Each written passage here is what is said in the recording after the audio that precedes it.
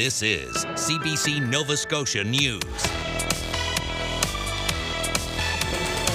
unacceptable. Breast screening delays. Halifax women demand action as routine mammogram waits hit 15 months. Building skills, how this new facility is creating jobs for adults with disabilities. And brighter blooms. HRM finds new ways to enrich its gardens. It may not be summer yet, but we already have an alert in place for heat. So just how hot is Wednesday shaping up to be, and how long will the hot weather be sticking around? I'll have those details. Your full forecast is coming up.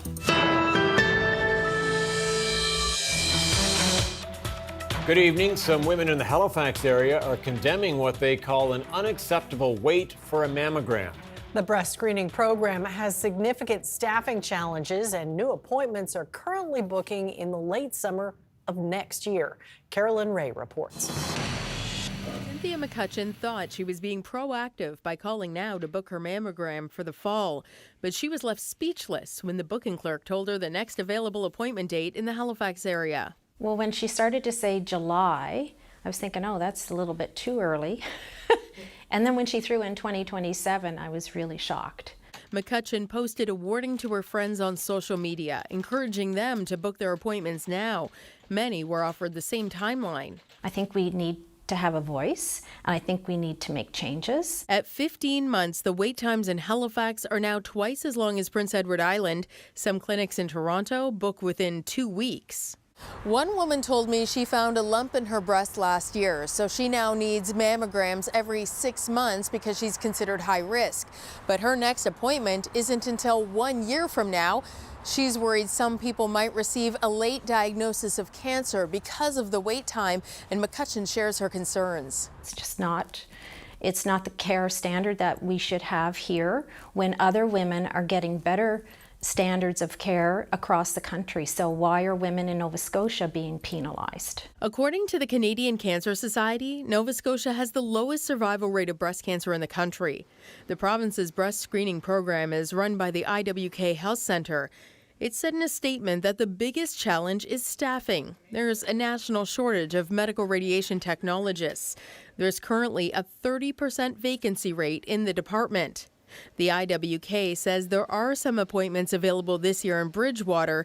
That's 100 kilometers away. Those who can travel can also go to the mobile clinic. I think there are a lot of women that are trying to be proactive about their health, and they're getting these roadblocks. McCutcheon says she knows all too well the importance of catching problems early. Her grandmother died of breast cancer.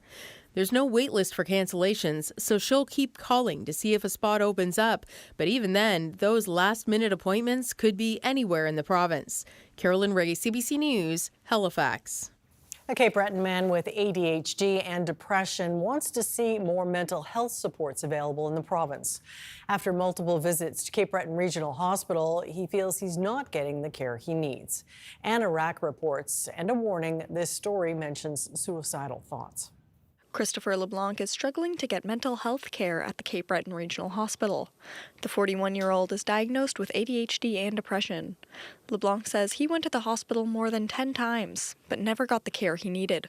It's extremely challenging because if you're out there actively trying to get help and they just have this kind of systematic, well, you have to jump through these hoops over and over again. His last mental health crisis was in the fall. He says he was having suicidal thoughts and says he was feeling manic. After going to the hospital, LeBlanc was given an intake appointment 3 months later. At that appointment, a psychologist continued to push his appointment months down the road.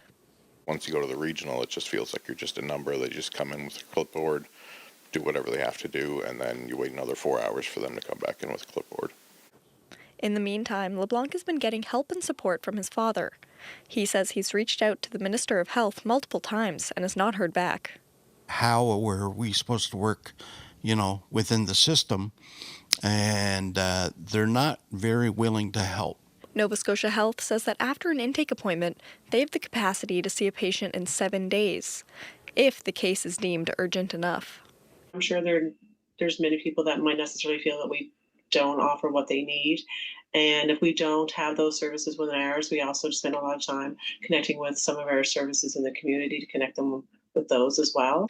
There's a 24/7 crisis line available for people in distress. Christopher LeBlanc says he'd like to see more mental health supports for those who need them. Anna Rack, CBC News, Sydney. If you or someone you know is struggling, you can reach out for help to the Nova Scotia Mental Health and Addictions Crisis Line 24/7 or the National Suicide Hotline. The numbers are on your screen. Well, people enjoying a sunny afternoon in Annapolis Royal had quite a shock on Monday when an ambulance fell off a wharf. No one was injured in the incident. EHS says no patients were on board and the EHS members involved are safe. The team was not responding to a call at the time, but was posted in the area. It's not clear how the ambulance ended up off the wharf. EHS says safety remains their highest priority and the matter is under investigation. Robert Irving, a member of New Brunswick's prominent Irving family, has died following a battle with cancer. Irving was the co-CEO of the multi-billion-dollar Canadian company J.D. Irving.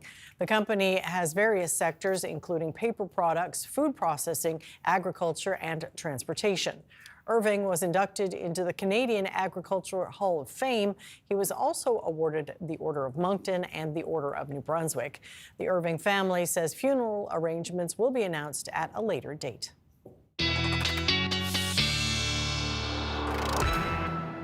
Let's check on the weather forecast now. Jay Scotland is in for Ryan Snoddon tonight. And boy, we've got some hot weather on the way. Yeah, hot and humid, and we actually have a yellow alert for heat, so a heat warning is in effect.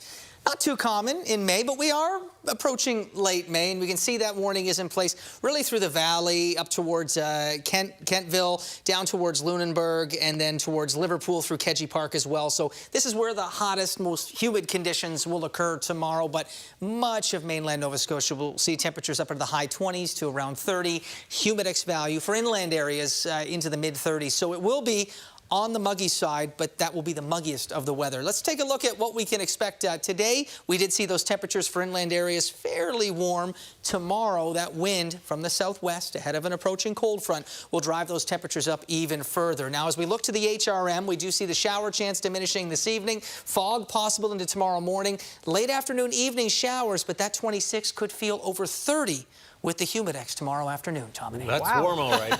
Okay, thanks, Jay. Talk later. Thanks, Jay. A network of social enterprises in Elmsdale has expanded and moved into a brand new building. Corridor, Community Options provides employment and skill building opportunities for adults with intellectual disabilities. The CBC's Selena Alders went to check it out. Chloe Eisner dreams of becoming a movie star, but for now, she keeps busy working as a thrift store cashier. It's a job she holds with immense pride. I learned that you should always make eye contact with people and always have a nice, friendly vibe about you. The store is part of Corridor Community Options, a nonprofit that runs a series of social enterprises for adults with intellectual disabilities. In a new $11 million building, about 50 participants also work in a wood manufacturing shop and a brand new cafe that serves the public. That's where you'll often find Alan Day and Brenna Bai hard at work. So, Alan, what's your favorite job to do in the cafe? Clean the tables, I guess, or wash them. You like cleaning the washrooms? Yeah. What do you like about that? It's easy. I like making brownies, chocolate chip cookies. In the manufacturing shop, participants help make survey stakes and kindling for local businesses. They learn how to use a variety of equipment and tools, but Henry Williamson's favorite part isn't the work itself. It's the friends we make day in and day out. Also under the same roof is a product design shop, where they use 3D printers to make items to sell in the thrift store. They also repurpose gently used items that have been donated. We get old water bottles, we touch those up a bit, we engrave on them, we get pieces of wood, we do cutting boards and stuff like that, lots of different stuff. Instructor Aylin Clow says it's rewarding to watch the participants thrive. People want to be in the community, and mostly they say they want to serve their community, they want to be out there, they want to be making a wage, and they want to be giving back. Demand for a spot in the program is high, so the organization runs a wait list. They say it's all with the end goal of helping people build new skills and find meaningful employment opportunities.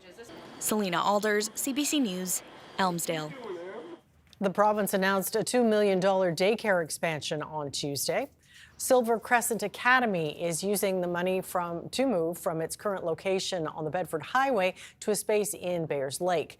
The new space will be 70% larger with capacity for 120 children.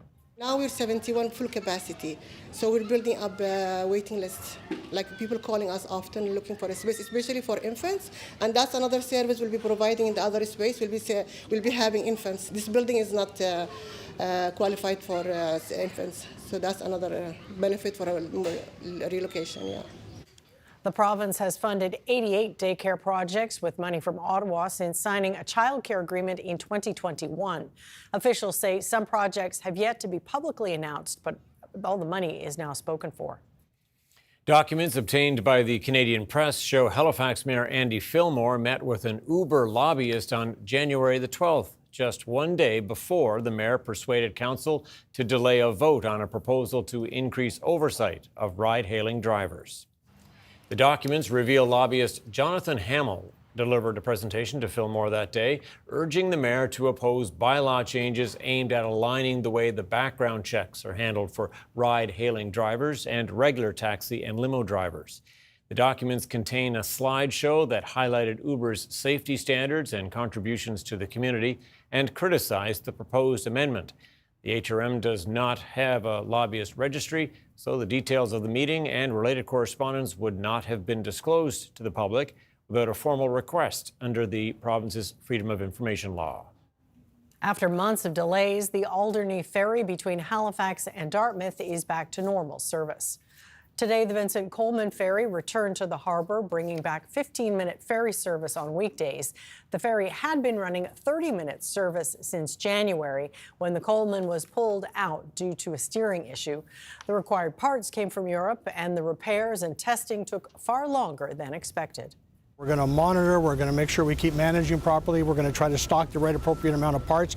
We're going to look at our procurement people to make sure we have those types of things in order so that the next time something goes wrong, that hopefully we've done a lot of that back work already so that we can just rely on, call somebody to get the part in that we may not have in stock here. 4 of the city's 5 ferries are now in service. The operational review of the Halifax ferry service is currently ongoing, with an update expected this fall. Halifax is experimenting with new ways to brighten its blooms this summer. That's right. HRM is testing several new additives to enrich the soil in its many city-operated gardens. The CBC's Molly McNaughton has that story. Hey, welcome to our open house. The city opened its greenhouse doors to the public on Saturday, giving residents a glimpse of the plants that will beautify their neighborhoods this year. They also talked about adjusting gardening methods to prepare for the possibility of another dry summer. So last year, I think we had 3 days of rain, honestly, all summer long. So it did impact the gardens. So we were thinking about always plants that are drought tolerant and heat tolerant. The other thing that we're doing to help that is that we're always trying to improve the soil. Improving the soil is something Pete Lapierre is passionate about. When it comes to gardening, planting, agriculture, it's all about the soil. Lapierre says one of the things they're adding to the soil this year is biochar. The charcoal-like dust is made from organic materials like crop waste and heated at a high temperature. He says biochar could help retain moisture in the soil, a bonus when conditions are dry. It stabilizes the soil and it encourages the growth of fungi filaments, and so those things have a binding effect on the soil, and they give it redundancy, and so yeah, it should make a difference. Yeah. The city is sourcing the high carbon-rich product from a local Halifax company, but biochar isn't the only additive they're experimenting with. The city is also recycling organic material from around its downtown greenhouses. They started adding horse manure to their compost mix thanks to the Halifax Lancers riding stables next door. And they're mixing grass clippings into their soil from the neighboring lawn bowling field. Molly McNaughton, CBC News, Halifax.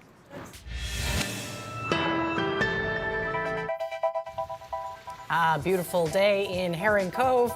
Jay will be up next with the full weather forecast. We'll see you on the other side of the break.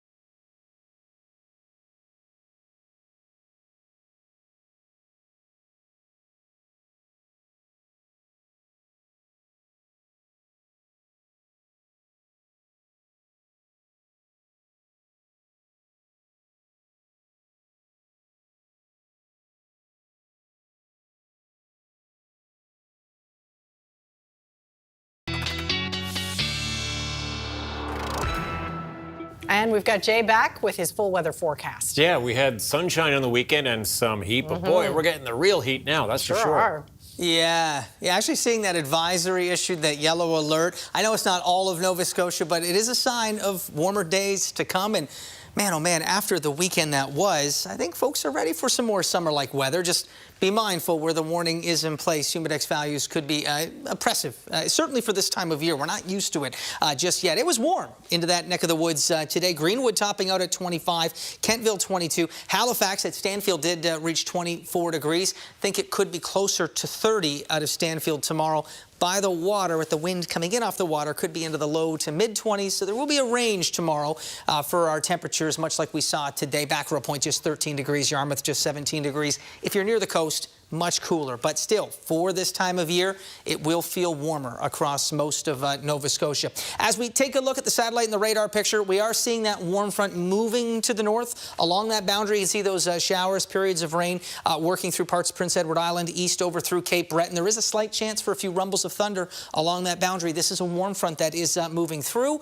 We are south of the warm front for most of mainland Nova Scotia now, which means higher humidity, and once the shower chance diminishes later this evening, a good chance for some dense fog patches to set up overnight that could linger into tomorrow morning as well, and that results in not just reduced visibility, but maybe some low, pesky cloud lingering into the early to mid-morning before finally clearing towards the noon hour tomorrow. So as that warm front continues to move to the north, we'll see that shower chance diminish and that risk of dense fog patches to set up overnight, certainly for coastal areas in particular. This is where you could be looking at some more widespread fog until the wind begins to pick up tomorrow. As we look to tomorrow into the afternoon, we do see a few showers possible. These will be very isolated late afternoon into the early evening, so towards supper time, ahead of that approaching cold front. That just has to do with the humid air that's in place and that strong southwest wind that will be preceding the passage of the cold front. Ahead of it, though, it may be a little unsettled late into the afternoon, but we should see a decent amount of sunshine through the middle of the day,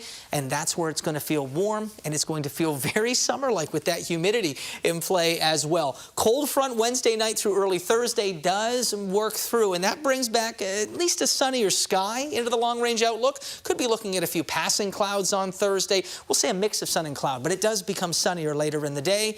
But temperatures are going to take a wild swing. Very warm for your Wednesday, dropping big time, actually below seasonal into your Thursday, although it does at least make for sunnier conditions, drier conditions, very comfortable conditions into the weekend. If you have yard work to do, the next couple of days beyond Wednesday, once we get through the heat tomorrow, looking pretty nice. So through the overnight hours tonight, we still see that shower chance this evening. Past midnight, partly cloudy for most of Nova Scotia. Northern areas and to the east into Cape Breton.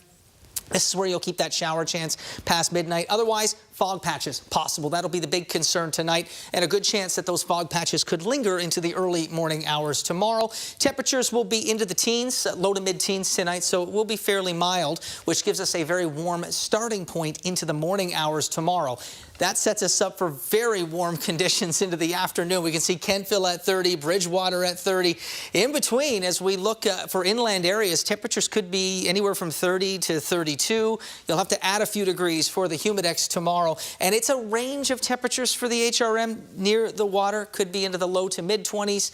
You head up into inland areas. Certainly Stanfield, if we're going to see a 30 in Halifax, I think it'll be Stanfield Airport that could see 29 or 30 into the afternoon. Cooler along the coast, warmer inland. That's going to be the theme tomorrow. And in terms of that shower chance, it's a little misleading. I do expect the middle of the day to be fairly sunny, but late afternoon, evening, as that cold front is bearing down, we'll put that chance for scattered showers back into the forecast. Can't rule out a rumble of thunder late in the day as well as that cold front is moving in. And boy, oh boy, is that cold front going to make a big difference as we look to how the rest of the week is shaping up and how it's going to feel after tomorrow's heat and humidity. So we'll say close to, if not reaching 30 for many areas for your Wednesday. It will be humid. Late day shower chance is there. We do see it clearing, but really dropping off for Thursday. Just 15 with sunny conditions for Friday. And those cooler temperatures persist not just through the weekend, but we could be looking at cooler than normal temperatures into early next week as well. And after a dry stretch of weather through the weekend,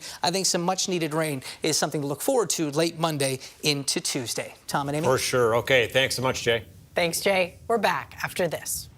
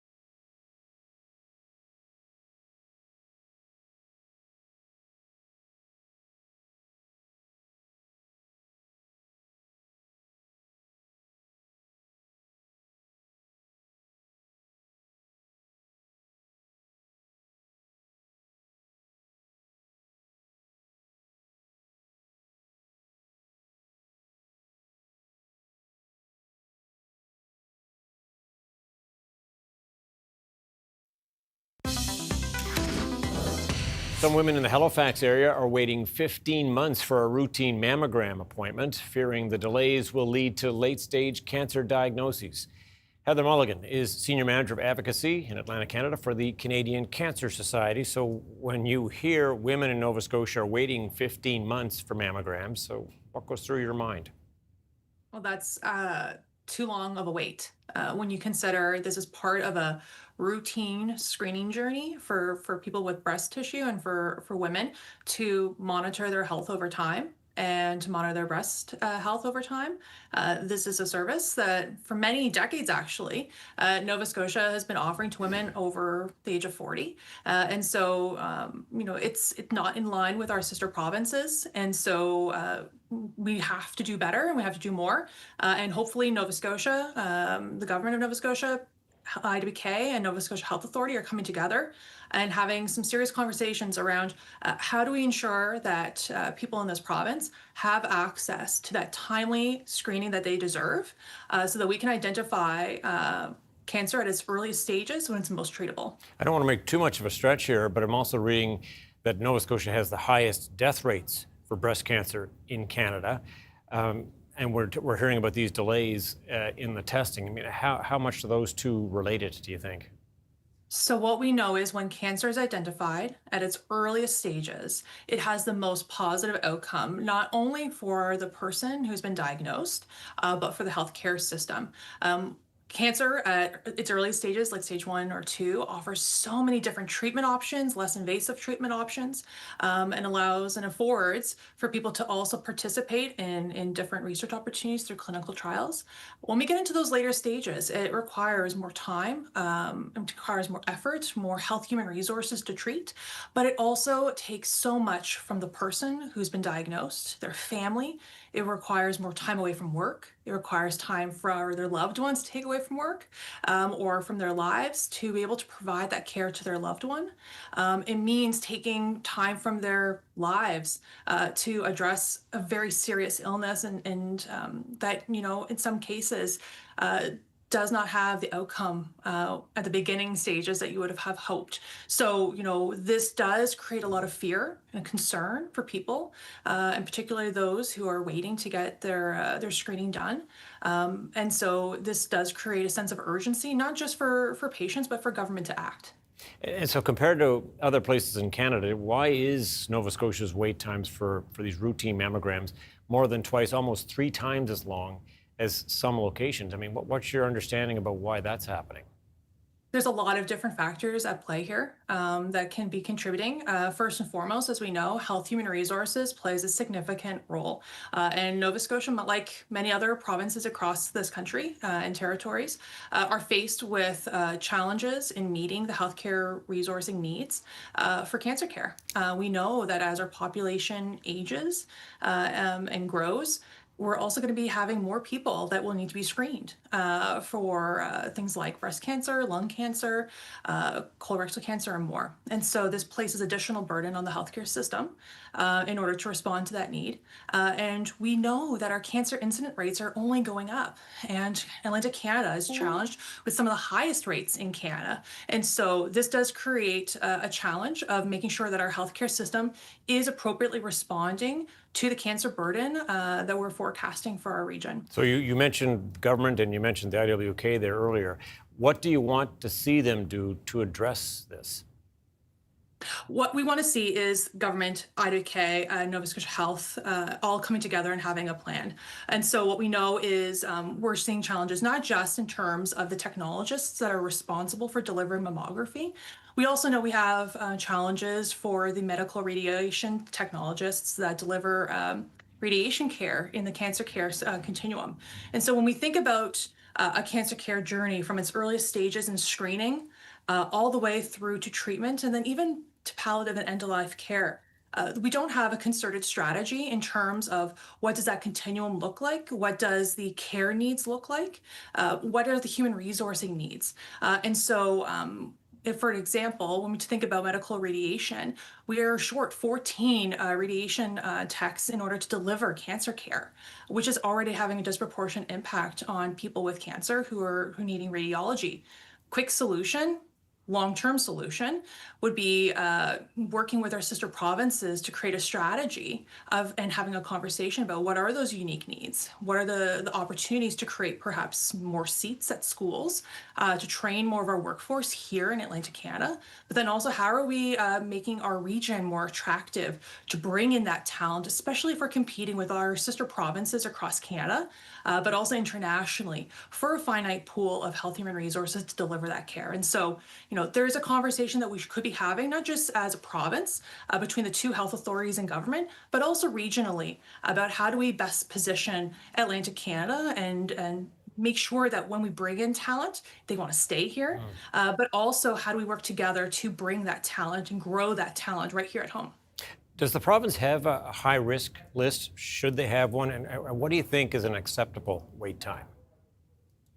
So there are national benchmark standards when it comes to different levels of care and accessing care.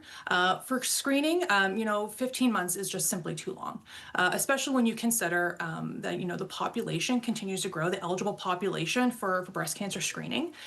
Some provinces and territories are still coming out of the backlog that was created by the COVID-19 pandemic.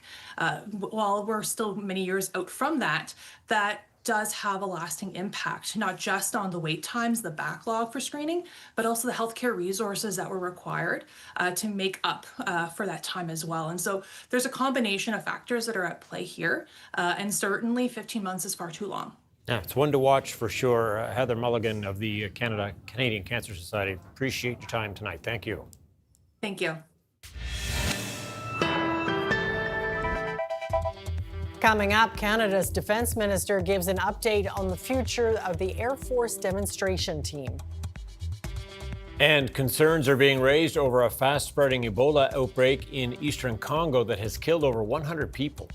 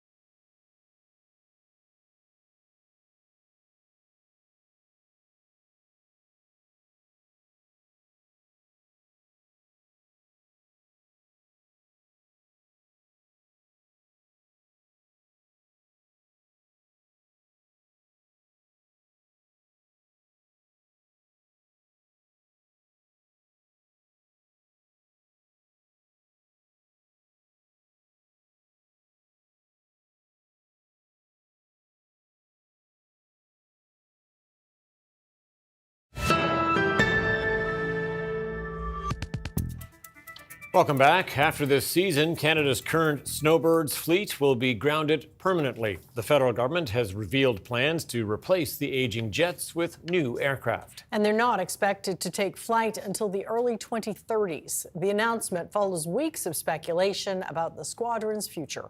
The CBC's Julia Wong has more on the story. From coast to coast to coast, the Snowbirds have thrilled Canadians with heart-stopping aerobatic tricks and daredevil maneuvers, but that will soon be coming to an end. Tuesday, the federal government announced after this season, the jets will be permanently grounded.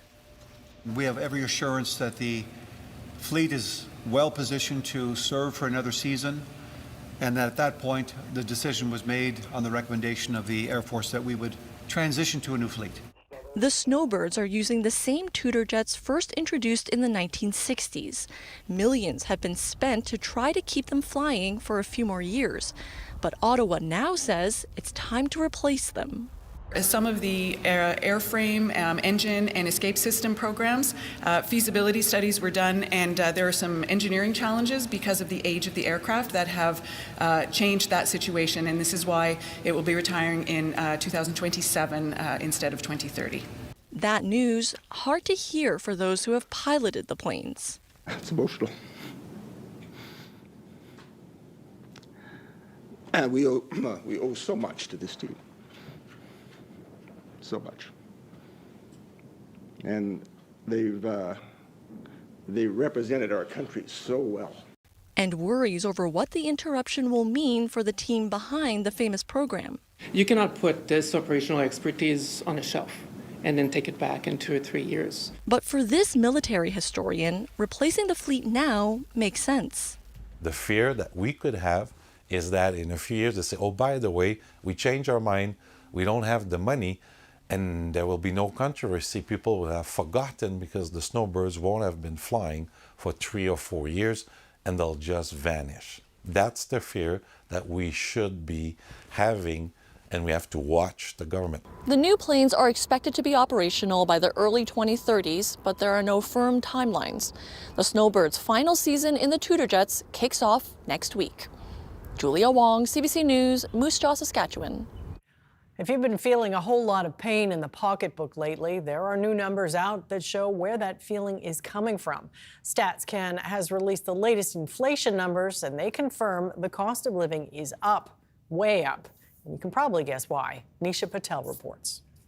Sky-high prices at the pump are squeezing Canadians. I think they're crazy. Can't really control it, but yeah, it's unfortunate for sure. Money that I could be putting towards groceries and stuff is going towards gas now. Despite the federal government dropping the fuel excise tax, gas prices jumped 28.6% last month from the same time a year ago. Prices soared as the conflict in the Middle East dragged on. That pushed up the overall inflation rate to 2.8% in April, the highest level in nearly 2 years. We're still expecting another couple months of real pressure here.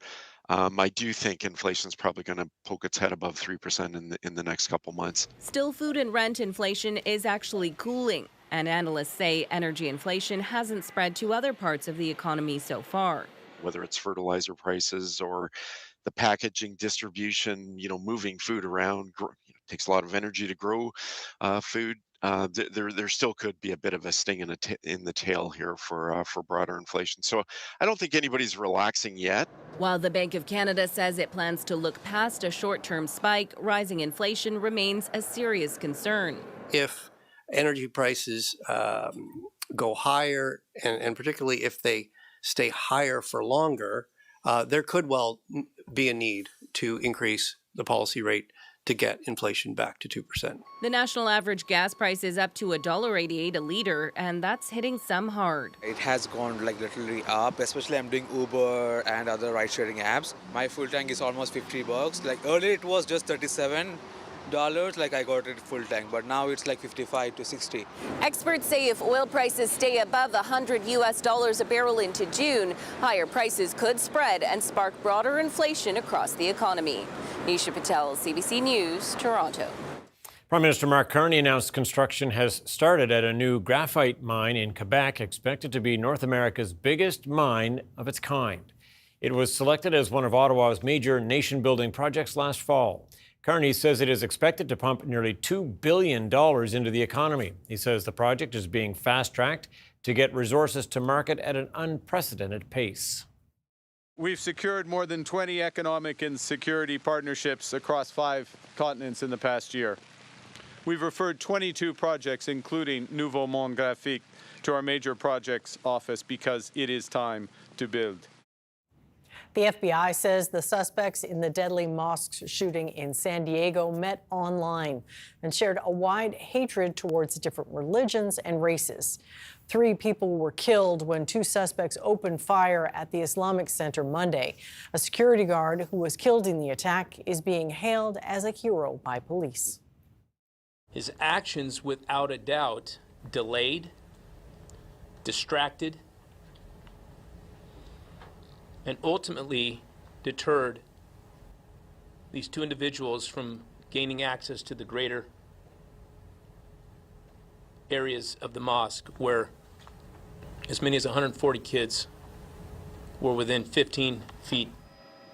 Diego's police chief said the 2 other victims were cornered outside in a parking lot and killed by the suspects. After successfully leading them away from the mosque, the FBI says the teen shooters appeared to be radicalized online. The attack is being investigated as a hate crime. Authorities say over 30 guns and a crossbow have been seized at properties linked to the investigation. Police have not publicly identified the suspects, but say the 17 and 18-year-olds died by self-inflicted gunshot wounds. They were found in a vehicle near the mosque after the shooting. A fast-moving brush fire is threatening thousands of homes in California's Simi Valley. Simi Valley is located about 60 kilometers northwest of Los Angeles. Almost 30,000 residents have been forced to flee since early yesterday. The fire has already consumed 200 hectares of brush as well as a home. And officials say dry, breezy conditions are making it harder to contain. A pro-Palestinian humanitarian organization says at least 11 Canadians who were on board a flotilla headed to Gaza have been detained by Israeli authorities. Video released by the group appears to show the vessel getting intercepted at sea. The ships had set sail from Turkey for a 3rd time to deliver aid after earlier attempts were stopped by Israel. Israel's foreign ministry had said that it would not allow any breaches of what it called a lawful naval blockade on Gaza and warned all participants to turn back. Global Affairs Canada says it is aware Canadians are involved and is monitoring the situation closely. The federal government is advising Canadians not to travel to areas of the Democratic Republic of Congo, where a rare type of Ebola is spreading. People say 130 people have died, 26 of those deaths recorded in just the last 24 hours, and more than 500 suspected cases in the DRC alone. Crystal Gumansing reports. The Director General of the World Health Organization expressed deep concern about the scale and speed at which the rare strain of Ebola is spreading. Meanwhile, the WHO's representative in the Democratic Republic of Congo, Dr. Ann Ancia, says the outbreak could continue for months. Now we have diagnosed and we really need to go fast to really try to stop the spread of the disease further. But we really don't know, as I said, we don't understand yet the extent of the spread of the disease. The Democratic Republic of Congo and Uganda have documented confirmed and suspected cases as well as deaths. Neighboring Rwanda shut some of its border crossings with DR Congo and has instituted screening procedures at others to try to control the spread of the virus. There are many people who cross regularly with individuals working and studying on both sides of the border. Now, health experts say this outbreak requires a global response. This is a severe and potentially devastating outbreak, and until the outbreak is over in Africa, it will not be all clear everywhere. The Bundibugyo strain has only been seen 3 other times, and there is currently no drug treatment or vaccine, but that is being worked on. We've reached out across our networks. We understand there are a number of Bundibugyo vaccines that are in early preclinical development. They would need to be accelerated, and we're considering how to do that if the decision to proceed is made. The head of the WHO, Tedros Adhanom Ghebreyesus, says while there is no current vaccine or drug treatment, protective equipment, stringent disinfecting procedures, and quality information about the virus can help keep people safe and limit the spread.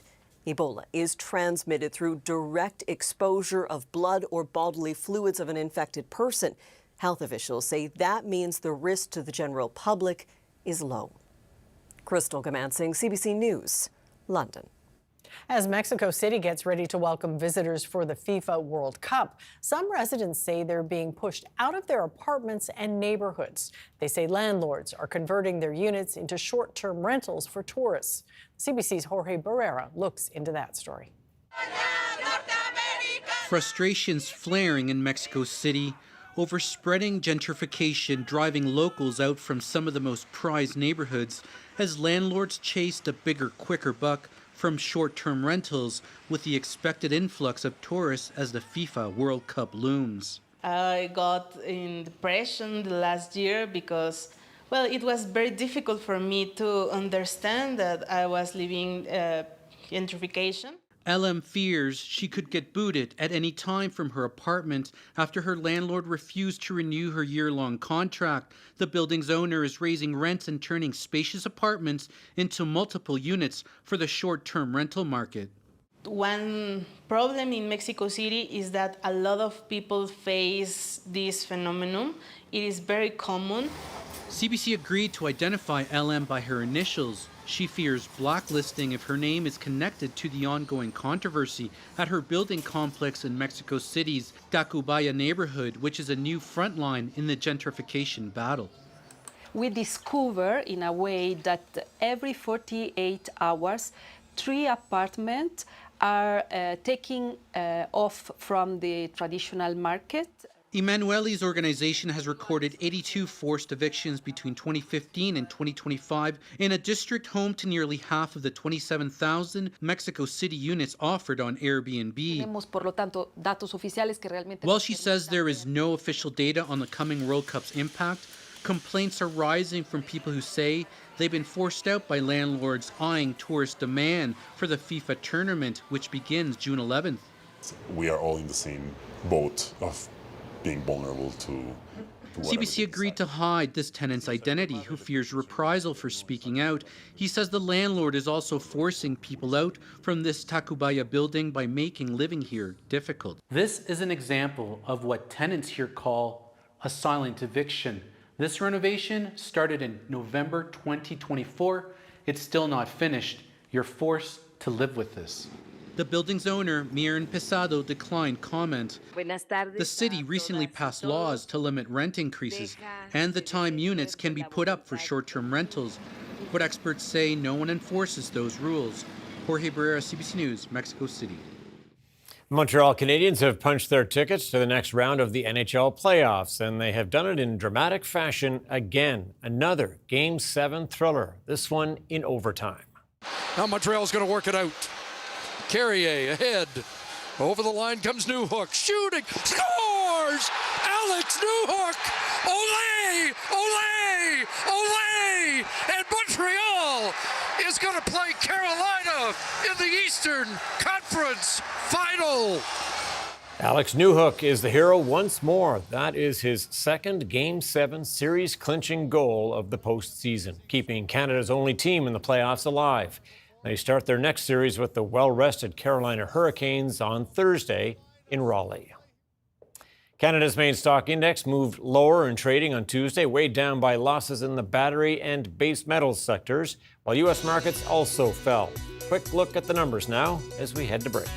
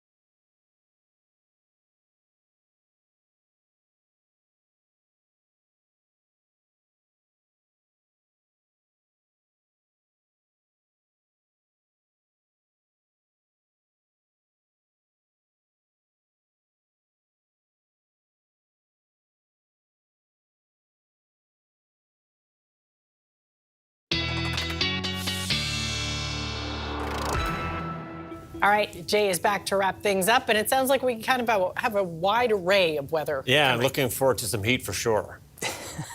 Yeah, we've got quite a swing. I mean, coming off of the heat and humidity tomorrow into the cool down into Thursday. We'll be quite blustery as well into Thursday morning in the passage of that cold front ushering in cooler air, but some blustery conditions. But it's going to be quite a wild swing. As for how the next 24 hours are shaping up, we do see the isolated shower and thunder shower chance diminishing for most areas towards midnight tonight. I'll keep that shower chance in for more northern areas, namely up towards Cape Breton. Otherwise, watch for some fog patches early tomorrow morning. Should start to clear by mid-morning. Then we get into a fairly sunny day for most of mainland Nova Scotia. It's not until we get into the afternoon that we start to see a few isolated showers, late afternoon, evening developing as that cold front starts bearing down, and then that will start bringing the temperature down into your Thursday. But we'll start out tomorrow around 14 degrees with that wind out of the southwest in the morning. Already over 20 degrees by a few degrees as we look towards the noon hour.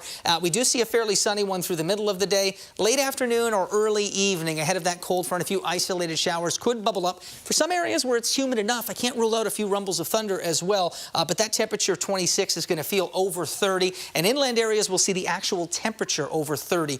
So it's not just the HRM that is going to be warm tomorrow. Much of Nova Scotia will see an early taste of what summer is really shaping up to be before a return to not just reality, but cooler than normal temperatures to round out the weekend. But that is looking pretty comfortable if you have any yard work to catch up on. Yeah, you said summer. That sounded pretty good, didn't it? Stock up on sunscreen, too. Okay, Jay, thanks so much for that. Really appreciate it. Thank you, Jay. Anytime. Over the weekend, thousands of people in Halifax strapped on their running shoes for various Blue Nose Marathon events. The CBC's Molly McNaughton was at the finish line for the big race. Blue Nose Marathon runners race through Halifax Sunday. The first to cross the finish line was Stanley Chasen from Stratford, PEI. The veteran marathon runner took 2 hours, 34 minutes, and 10 seconds to complete the 42-kilometer course. His 10-year-old son, Caleb Chasen, was there to cheer him on. I'm actually really proud, but I wasn't too concerned because he practiced all the time, so I knew he would do good in the race, so yeah. I've been to Boston and Chicago and a few others, but this is probably the toughest marathon I've done. I think it's hillier but beautiful, and I'm glad I did it. And just happy to be here. Yeah. Abby Edison, originally from Newfoundland but now living in Halifax, was the first female to finish the race. It took her 3 hours, 14 minutes, and 15 seconds. I wanted to challenge myself a little bit. I was hoping to qualify for Boston. Actually, I don't know what my time was, but maybe I did, maybe I didn't. And I just find the Blue Nose weekend is such a fun weekend in Halifax. I paced the 5K yesterday, and it was so fun to see people, run their best times, and just people lining the streets, spectators. It's really fun. It turns out Edison will qualify for the Boston Marathon, and while she planned on celebrating her win with an ice cream, others enjoyed their runner's high with a beer. We like beer. We like beer. I like to stay active. I like to keep moving. Yeah. I love adventuring, and so I feel this is like a great place to adventure. East Coast Adventure, I'm like, sign me up. Yes, absolutely. Beaton and Tomaszewska are members of Run to Beer, a non-competitive run club based in Toronto that partners with local breweries and restaurants. Roughly 35 to 40 members traveled to the Maritimes for the race weekend. Molly McNaughton, CBC News, Halifax. And congratulations to everybody. What a time. That is it for us tonight. Thanks for watching. We'll see you next time.